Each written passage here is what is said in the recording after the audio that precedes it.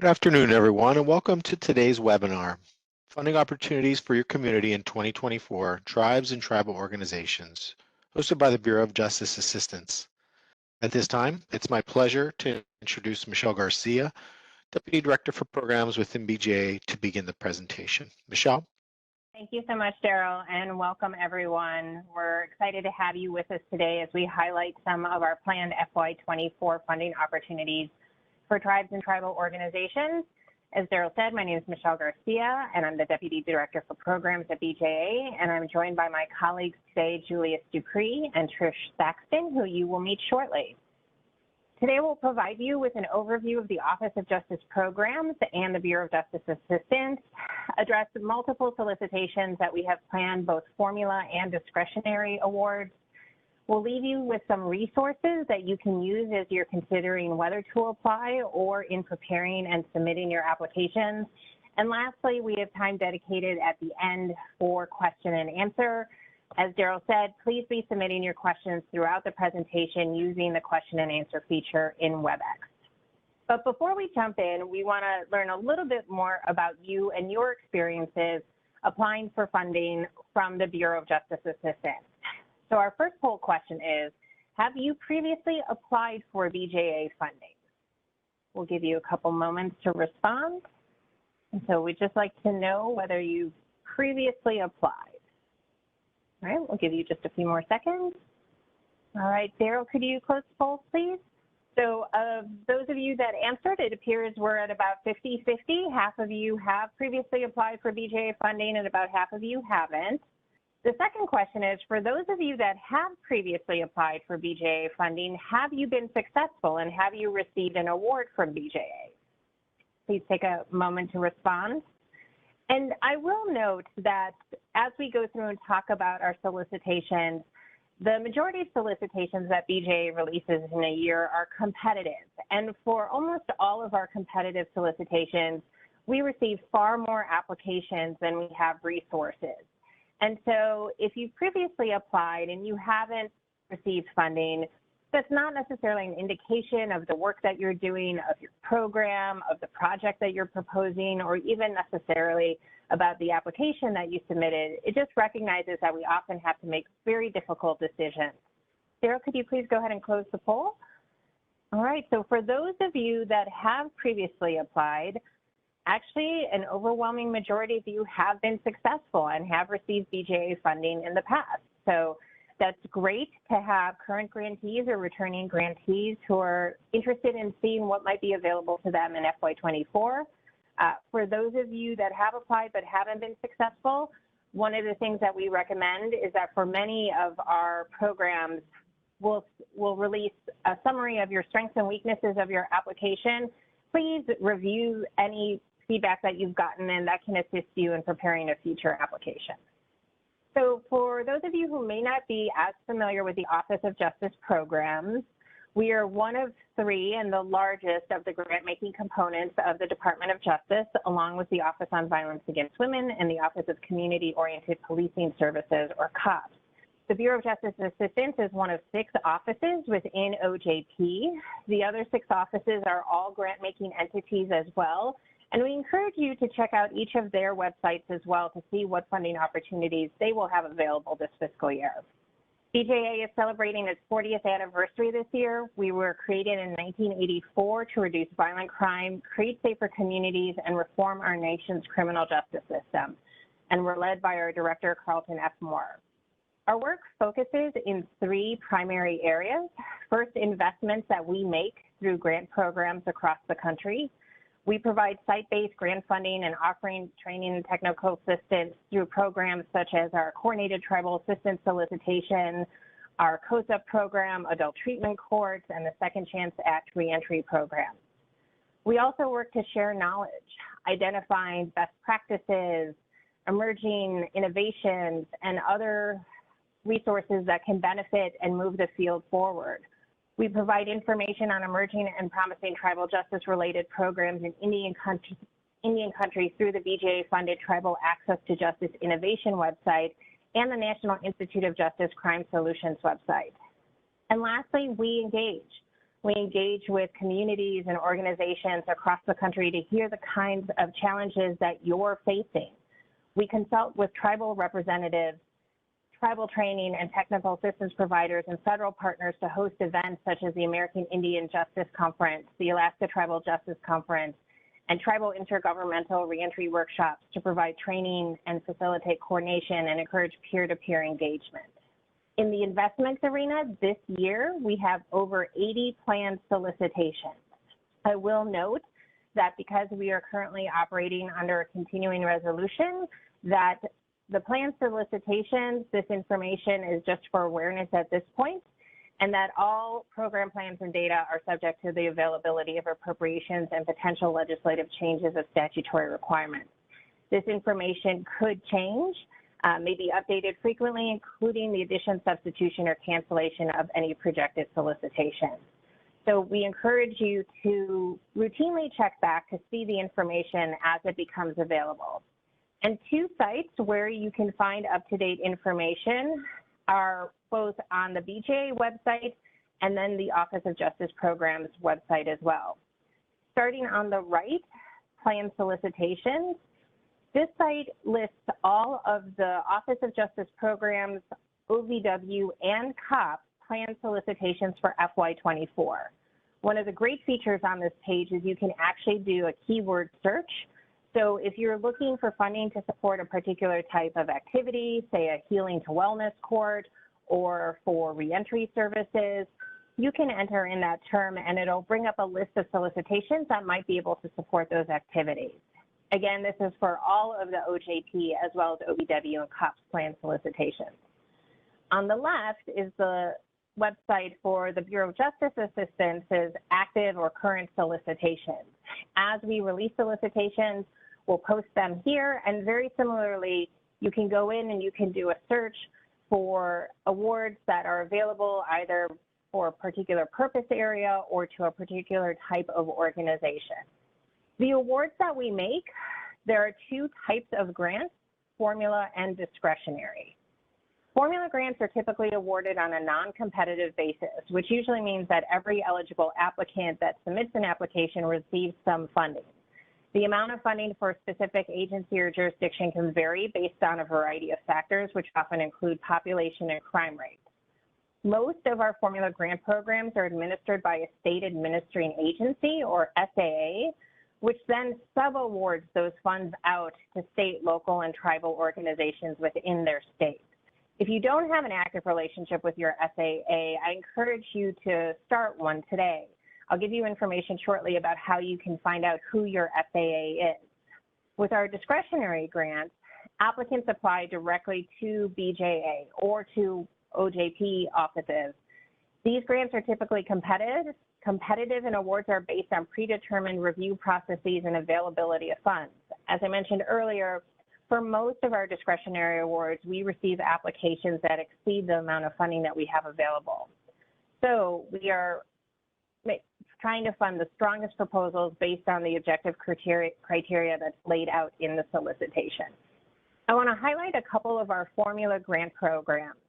As I mentioned, these typically go to state administering agencies, which then award out funds to state, local, and tribal organizations within their state. Our flagship formula award is our Edward Byrne Memorial Justice Assistance Grant.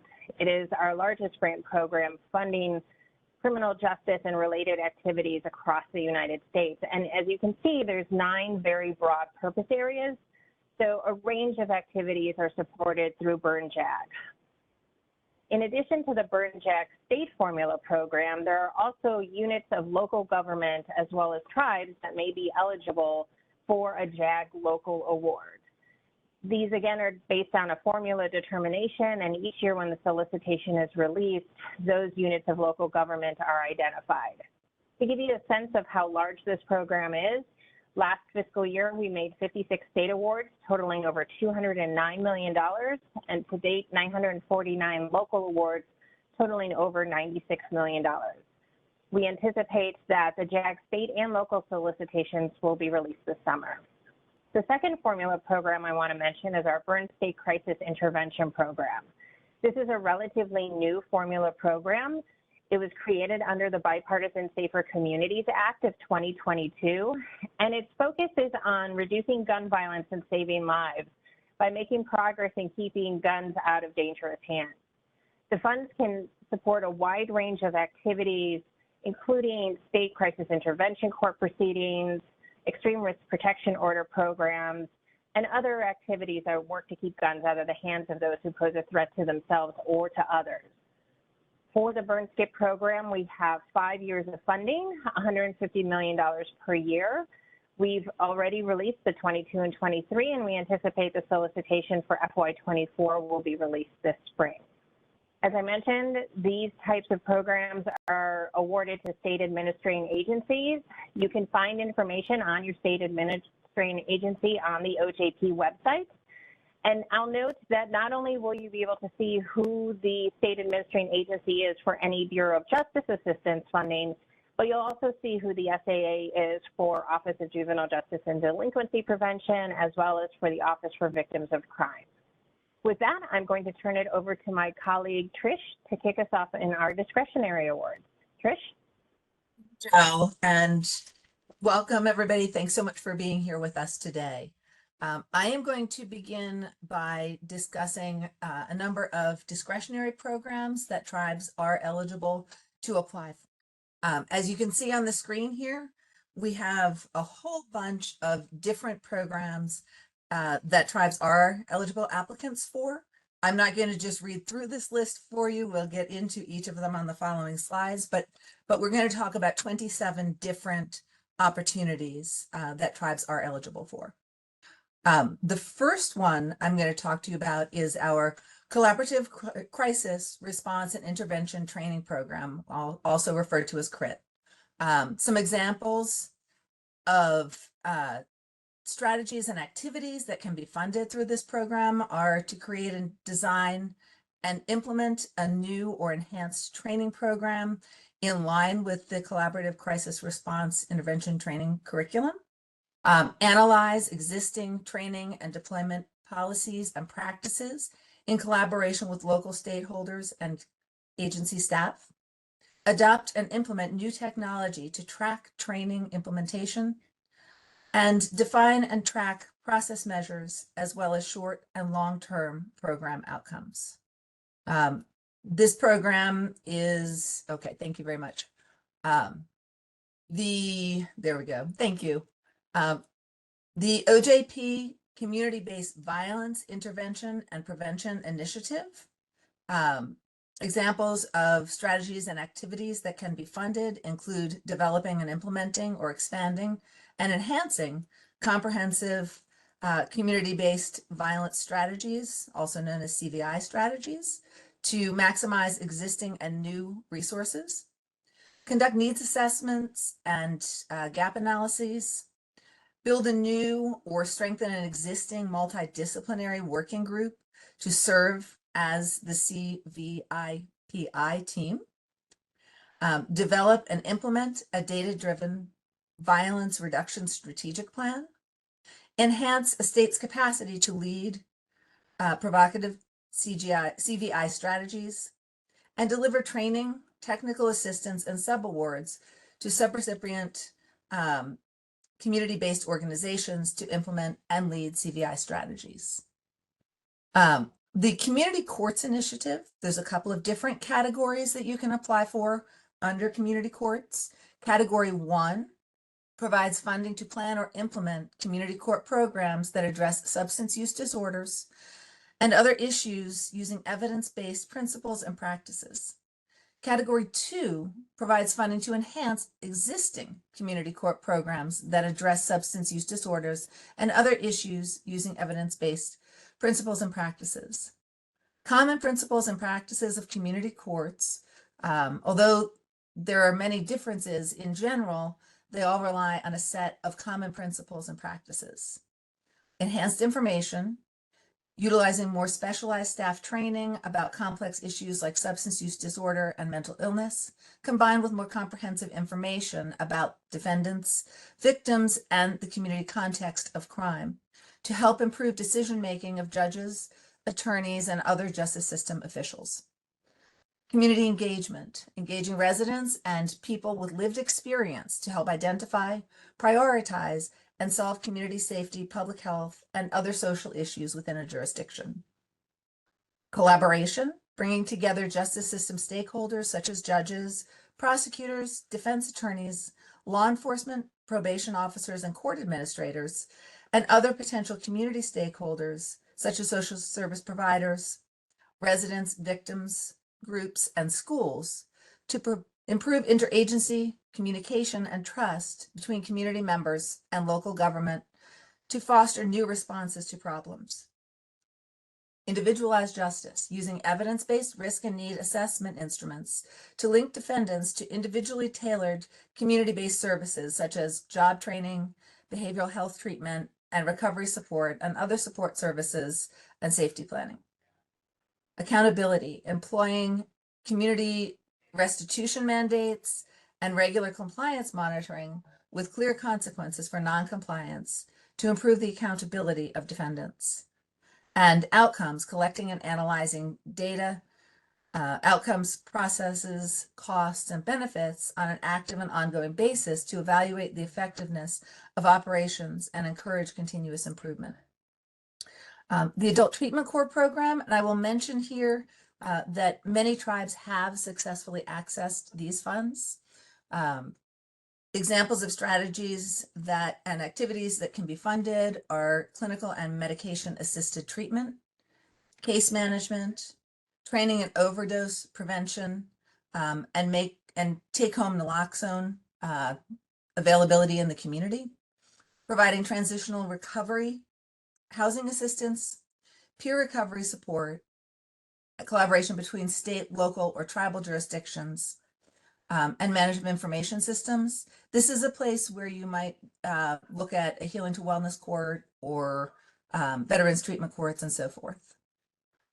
The coordinated tribal assistance solicitation is where all of BJA's tribal specific grant funding is housed. And this is this particular solicitation, the only eligible applicants are federally recognized tribal governments, in contrast to all of the others that we're talking about today, where federally recognized tribal governments are one of the eligible applicants. Examples of strategies that can be funded through CTAS include hiring personnel, risk and needs assessments, diversion and alternatives to incarceration, prevention, treatment and recovery, training, new and enhanced tribal peacemaking courts, assessing tribal justice system gaps and needs, integrating your traditional practices into the justice system.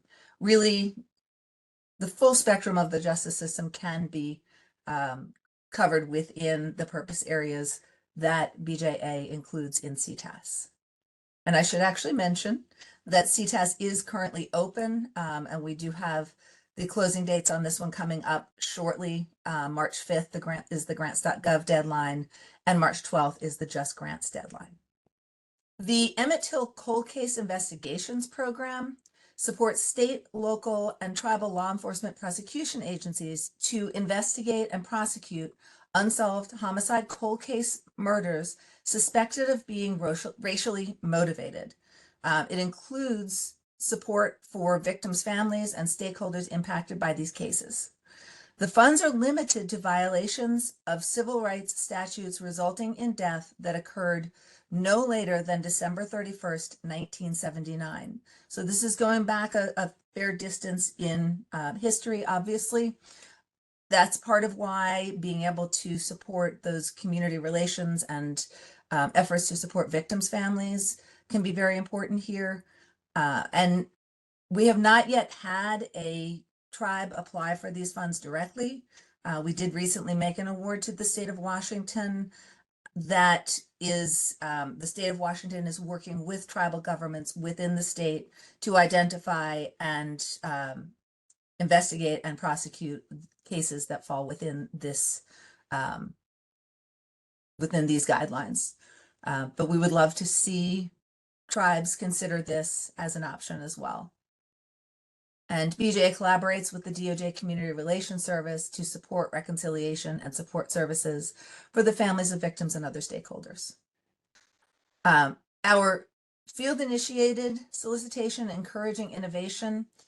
This is a very broad opportunity for applicants to share with us their innovative ideas to address crime and violence in their communities. We don't necessarily provide direction as to how we suggest you do that. It really is the opportunity to share your innovative ideas.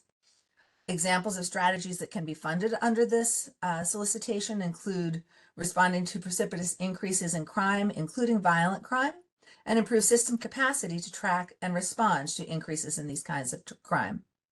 Address substance use disorders and or efforts to prevent and respond to drug overdose fatalities. Improve outcomes for justice system involved individuals, including those who are currently or formerly incarcerated. And respond to an increase in hate crimes or an increase in access to justice and supportive services. Our Matthew Shepard and James Byrd Jr. Hate Crimes Program. Hate crimes, or sometimes called bias-motivated crimes, are criminal offenses motivated by some type of bias toward a victim on the basis of their perceived or actual race, color, religion, national origin, sexual orientation, gender identity, or disability. The Matthew Shepard and James Byrd Hate Crimes Program supports state, local, and tribal law enforcement and prosecution agencies in their outreach to and education of the public, victims, and their staff and partners about hate crimes. This program also reimburses expenses associated with the investigation and prosecution of hate crimes. Some examples of strategies and activities that can be funded are build strong collaboration between law enforcement, prosecution, and community-based organizations, establish state and region-wide coordinated efforts to prevent, identify, and investigate and heal from hate crimes, create comprehensive approaches that expand strategies to increase the reporting, identification, and charging of hate crimes, enhance the capacity of law enforcement and prosecutors to prevent and address hate crimes, increase trust and confidence in state, local, and tribal justice partners to be able to identify, investigate, and prosecute hate crimes, and implement an action plan resulting in the prosecution and resolution of cases. Our rural and small department violent crime reduction program. Several years ago, the Bureau of Justice Assistance, in partnership with Major City Chiefs Association, developed and released the Violent Crime Reduction Operations Guide to assist jurisdictions in their efforts to combat violent crime. The Violent Crime Reduction Operations Guide outlines actions and activities that can adapt to any agency. BJA later partnered with Aquitas to develop a companion tool, the Prosecutor's Guide to Reducing Violence and Building Safer Communities, which also outlines critical crime reduction strategic principles for prosecutors' offices through a continuum of crime reduction capacities.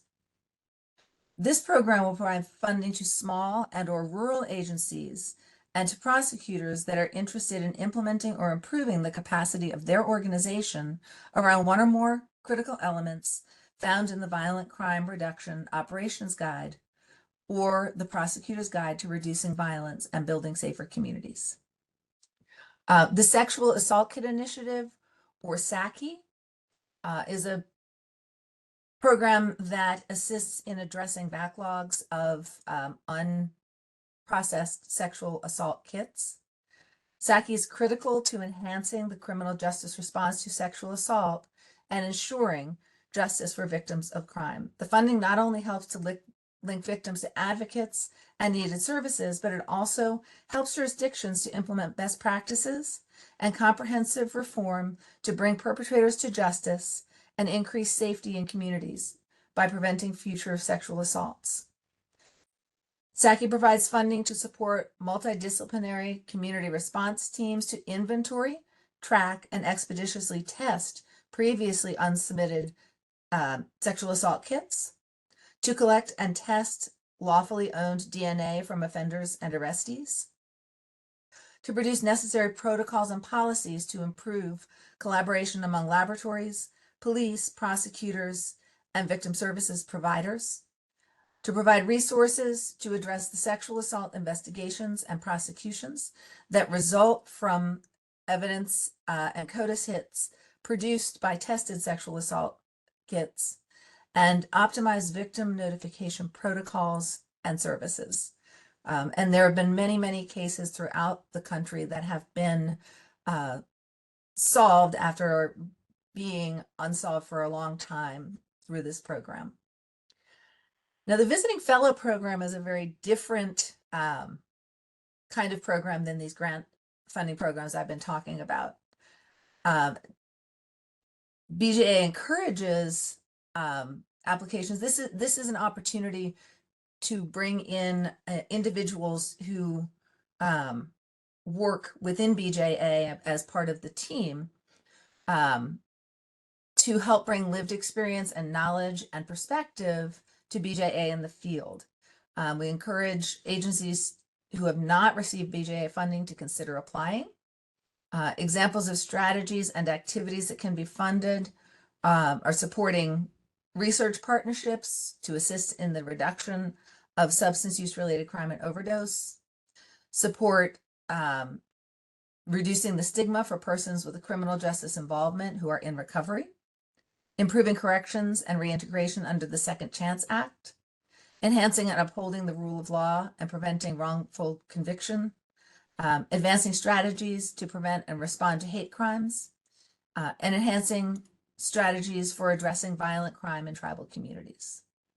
Reimagining Justice, testing a new model for community safety is another program, and examples of strategies and activities that can be funded are to create innovative strategies or models to improve community safety, focus on economically disadvantaged neighborhoods where crimes are persistent and concentrated, engage residents and leaders in the target area in the development and implementation of the safety model, work with a research partner to assess needs and document implementation and develop tools to support the field, build capacity of local resources and institutions that have the ability to reduce and prevent crime, and fund and administer subawards to provide training and technical assistance.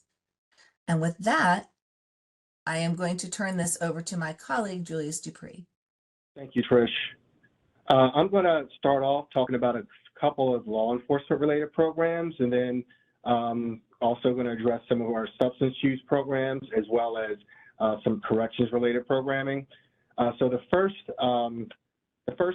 program I wanted to discuss is the body worn camera policy and implementation program to support law enforcement agencies. And so this particular program allows for you to purchase or lease body worn cameras as part of a larger program or comprehensive program to really help with managing evidence, digital evidence, as well as help and improve officer training or constitutional policing practices. And it's really, we've seen an increase. Obviously, it's been an increased need, and as I'm sure as you all are aware, we have a number of tribes that have been successful in receiving that funding under that particular program, and the funding amounts are listed below on that, so definitely take note of that. Next slide, please. And so we also have a small rural tribal body-worn camera program, which is more of a micro grant related program, and it's really it's for the same purpose as I had mentioned before. You can see it's currently open. It's open until March 4th of this year, and there's a link there at the bottom of the slide if you want to access the application process and apply for that particular opportunity. Next slide, please. The Stop School Violence program, that program is really focusing on helping jurisdictions assess threat assessment, or to do threat assessments, as well as support mental health training, bullying training, and technology solutions such as anonymous reporting systems. And it's really designed to give students and teachers the tools to really recognize and prevent school violence. I should note that the COPS office, or Office of Community-Oriented Policing, also has a companion program around Stop School Violence, but it's really more focused on doors, locks, cameras and other target hardening measures. So we encourage you to visit the COPS office if you're really looking for information on that program. And some examples of tribal projects that we funded under this particular program includes technology reporting systems, staff training on identifying mental health concerns, evidence-based social risk analysis methods to enhance school-specific threat assessments, installing technology that can really better equip the schools with the school safety intervention teams with interacting during drills and active situations, as well as hiring licensed mental health professionals to provide supportive services to children and families. Next slide.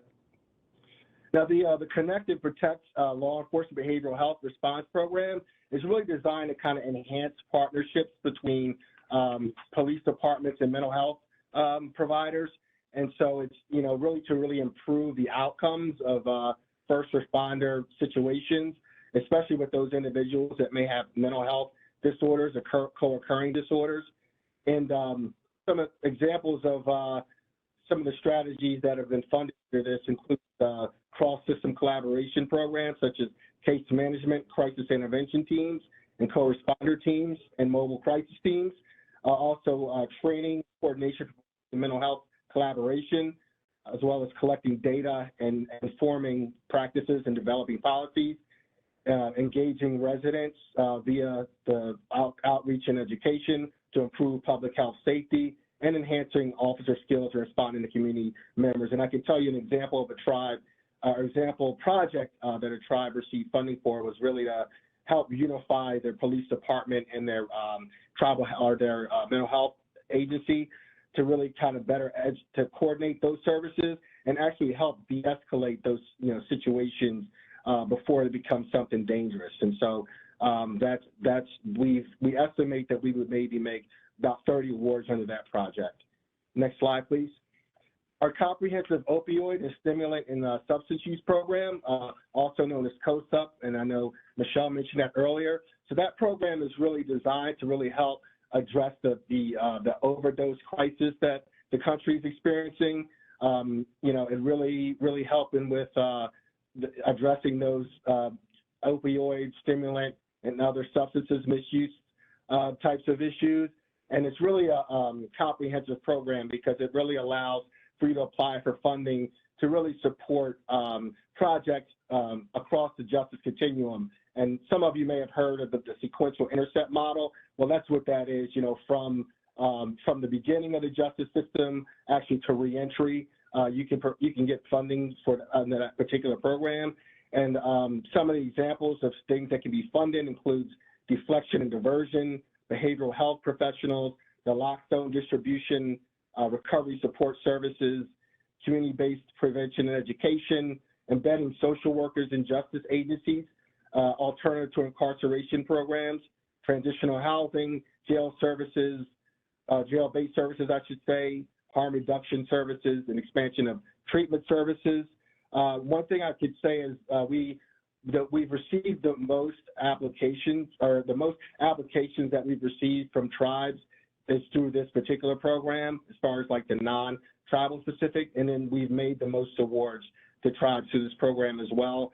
Some of the examples of tribal projects include delivering evidence-based and culturally inclusive recovery support tools to address those most vulnerable residents of the community, hiring peer support counselors to work in conjunction with police departments, naloxone distribution, as well as developing tribal law enforcement assistant diversion programs, also known as LEAD, which is really an alternative to the judicial system. Next slide, please.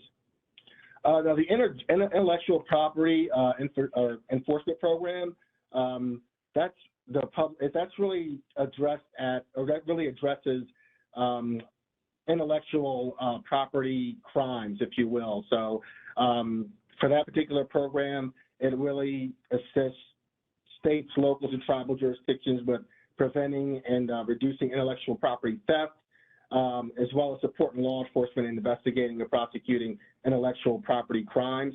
Some of the examples of the strategies and activities funded include investigating, or actually investigating and prosecuting intellectual property crimes with a focus on public health and safety, showing possible intellectual property links to organized crime, criminal gangs, and drug trafficking, as well as providing an overview of intellectual property cases and investigations, and highlighting successes and those ones that showed promise but did not result in arrest. Next slide, please. Now I'm going to talk a little bit about some of our corrections-related programs. This first one is improving adult and youth crisis stabilization and community reentry. And so for this particular program, it's just as the name implies, it's really to help really fund activities around addressing, those with co-occurring disorders, providing, treatment recovery services to really facilitate the reentry of folks from a period of incarceration back into the community. And I can give you an example of one tribal project that we funded under that particular program, where the tribe actually hired a licensed addiction counselor and a peer support specialist to provide targeted services for high-risk and high-need justice-involved adults and youth. And this is a fairly new program, I should note, and it just started in 2022. And so I do encourage you to apply when it becomes available.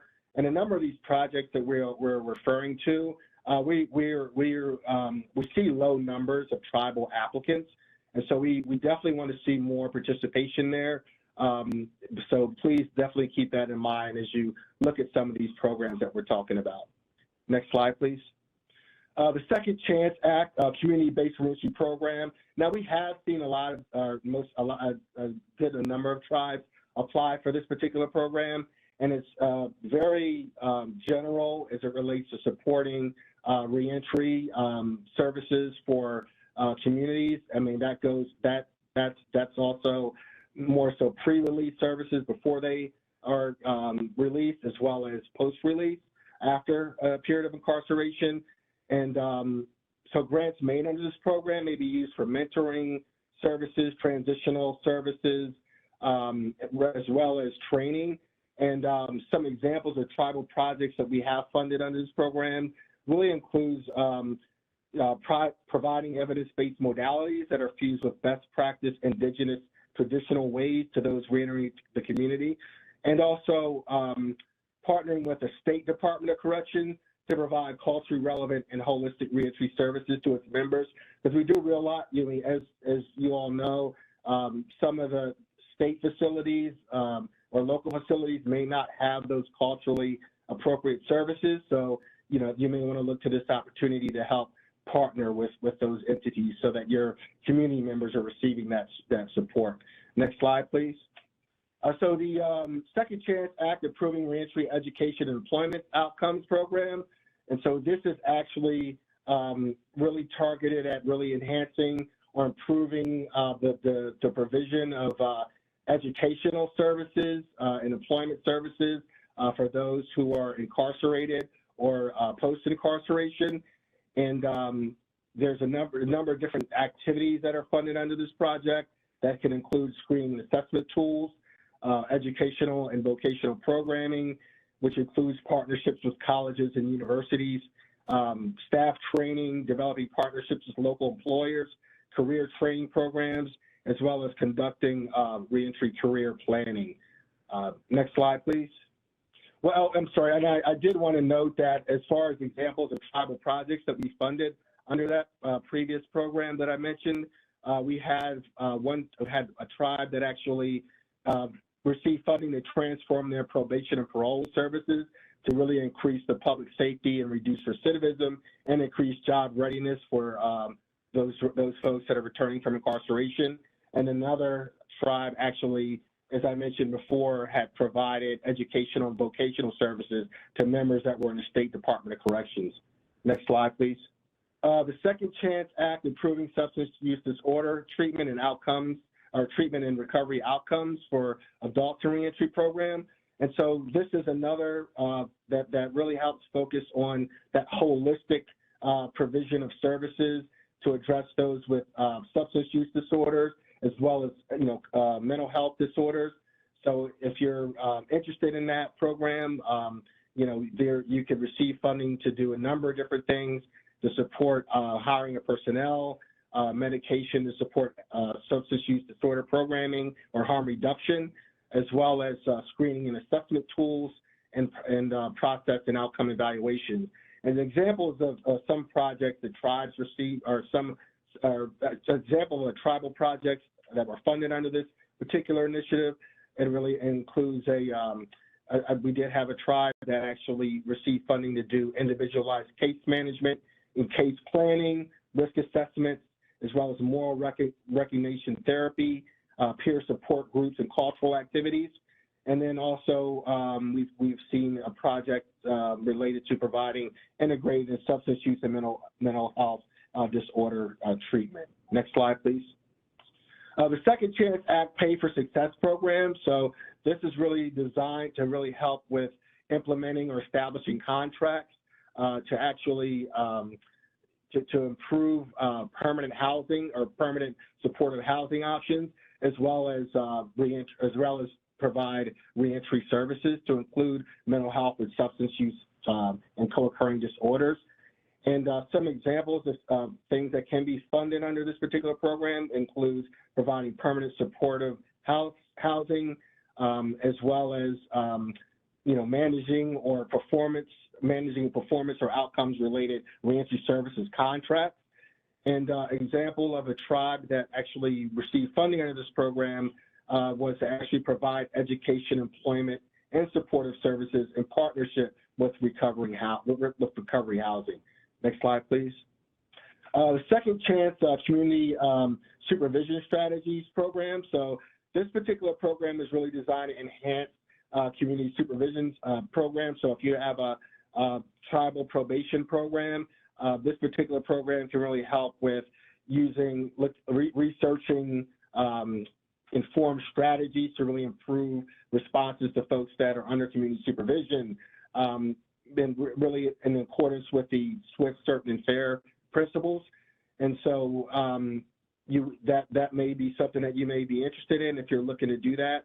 Also, there's if you really want to evaluate the effectiveness of your strategies that you're currently using to improve the outcomes, then this is a particular program that you may want to look at as well. Next slide, please.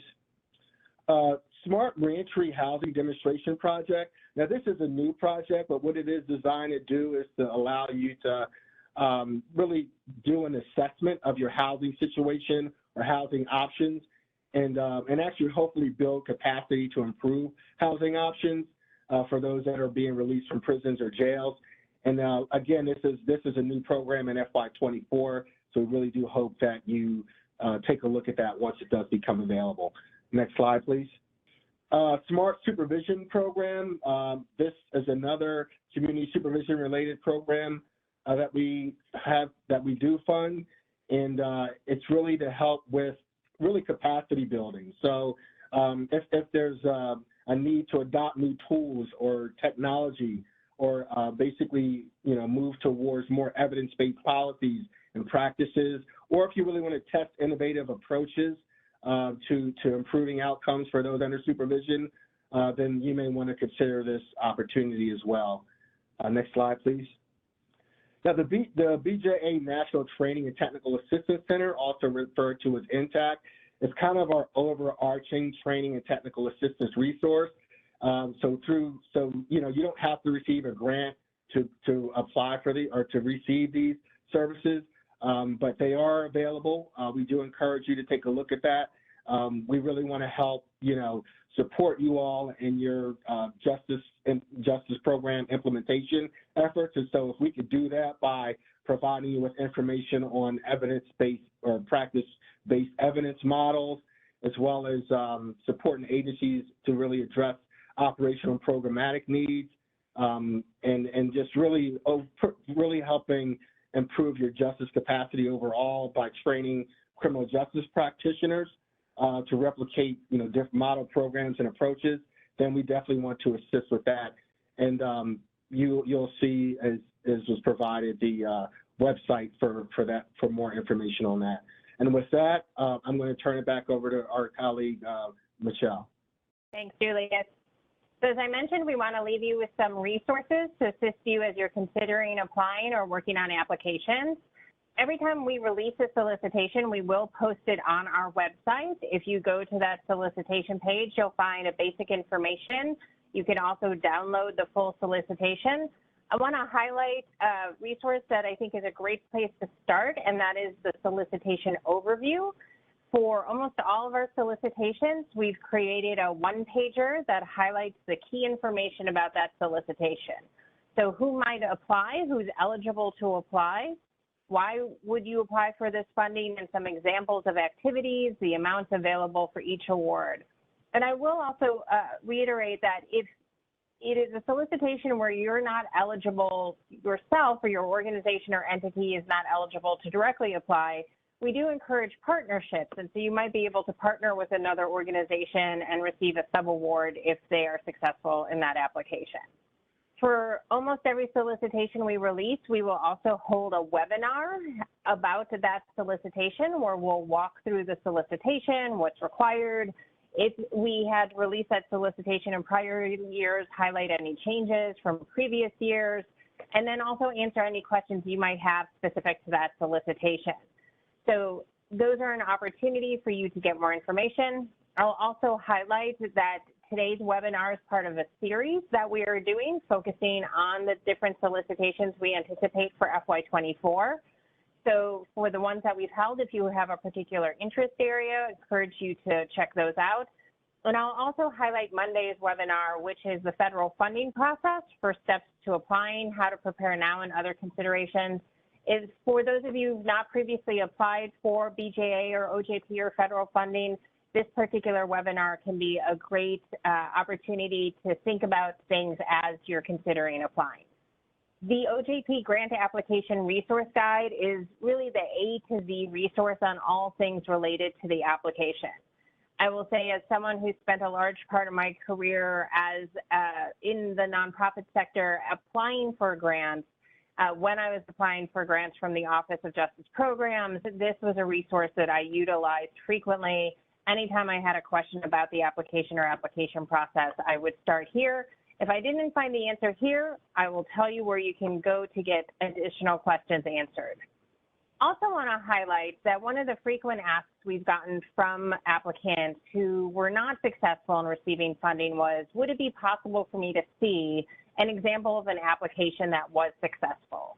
And so we have started over the past several years compiling information and making available applications from other entities that have been successful in receiving funding. So if you're looking at a particular solicitation and would like to get a sense of what someone else has applied for, there are several examples available specifically from tribes and tribal organizations as well. And then, as you would have seen for the solicitations that are already open this year, there were two deadlines, the grants.gov deadline and the Just Grants deadline. So our application process is a two-step process. You'll start your application in grants.gov, and then you'll complete your application in Just Grants, which is our electronic grant management system. The bulk of the application will be completed in Just Grants, and if you receive award, that is actually where you will manage your award. The Just Grants website has numerous resources available to help you in navigating Just Grants. They have training videos, they have user guides, they have frequently asked questions. You can get direct one-on-one user support to address any challenges you might be having. And as you move through the application process, if you have questions either with grants.gov or Just Grants, customer support is available both by phone and by email. I also would recommend that if you've not received federal funding before, or OJP or BJA funding, that it can be helpful to go to the award recipient resources page. Now, this becomes really valuable if you receive an award, but it can be also useful while you're considering submitting an application to get a sense of what is actually required of grantees. You can, for instance, look at the DOJ Grants Financial Guide to get a sense of what are the financial systems that are needed to be in place to help manage the dollars. And then to stay up to date on when solicitations are released, there's a couple ways you can do that. One is you can actually subscribe to receive our funding news, which is a weekly notice of new grant opportunities as well as application tips. So if you go to the ojp.gov/subscribe website, you can sign up there. You can also sign up by texting your email address to 468-311 to start receiving those alerts. We also will advertise on social media once we're releasing solicitations. So if you follow us on Facebook or X, formerly Twitter, you can get updates when solicitations are released there. And as I said, we'll also be posting them on the BJA website at bja.ojp.gov.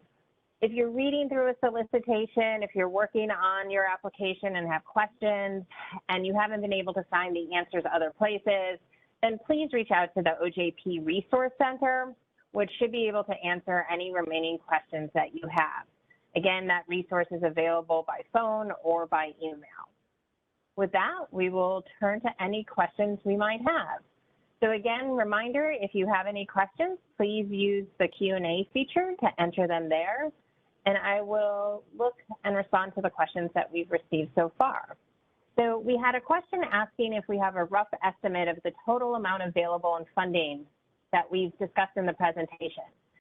If you go to the DOJ Grants Program Plan page that I talked about at the beginning of this presentation, you can actually find the information for the planned funding available for every solicitation that we've talked about. There was a question about, is there an email we can subscribe to receive notifications about open solicitations? Yes, I just talked about where you can go on our website to subscribe, or again, if you text your email address to, and I want to make sure I get the number right, if you text your email address to 468-311, that should subscribe you for funding alerts. When will this presentation be placed on the BJA website for review? Daryl, can you actually field that question, please? Yeah, so it'll be roughly about 7 to 10 business days before that's posted, and everybody that has registered will receive an email with a link when that's available and where to access those. So keep an eye out for that. Thank you, Daryl. Let's see, I do see a question that was submitted in the chat.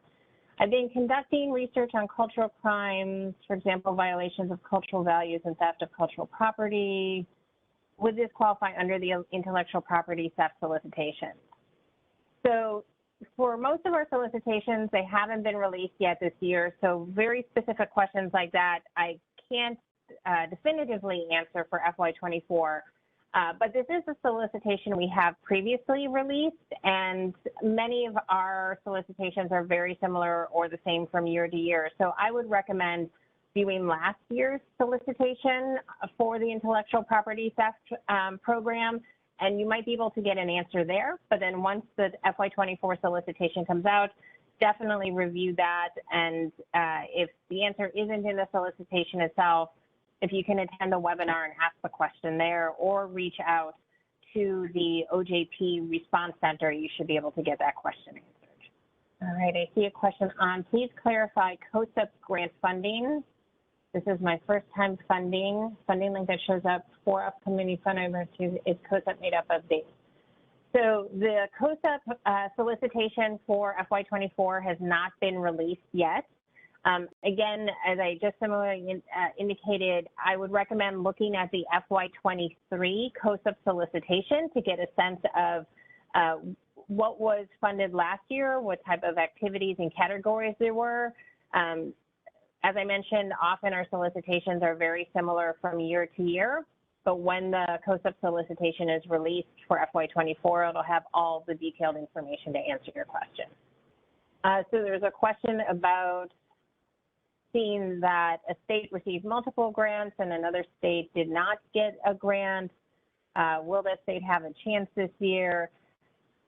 As I mentioned when I started, for the majority of our discretionary grant programs, we receive more applications than we have resources for. And so we look to fund the strongest applications based on the criteria that's outlined in the solicitation. If you have or you know of an organization that has previously applied but was not successful, for many, if not most, of our solicitations, applicants that did not receive funding would receive a summary of the strengths and weaknesses of their application, and I would really encourage using those to help inform an application this year. All right, we are at 4 o'clock.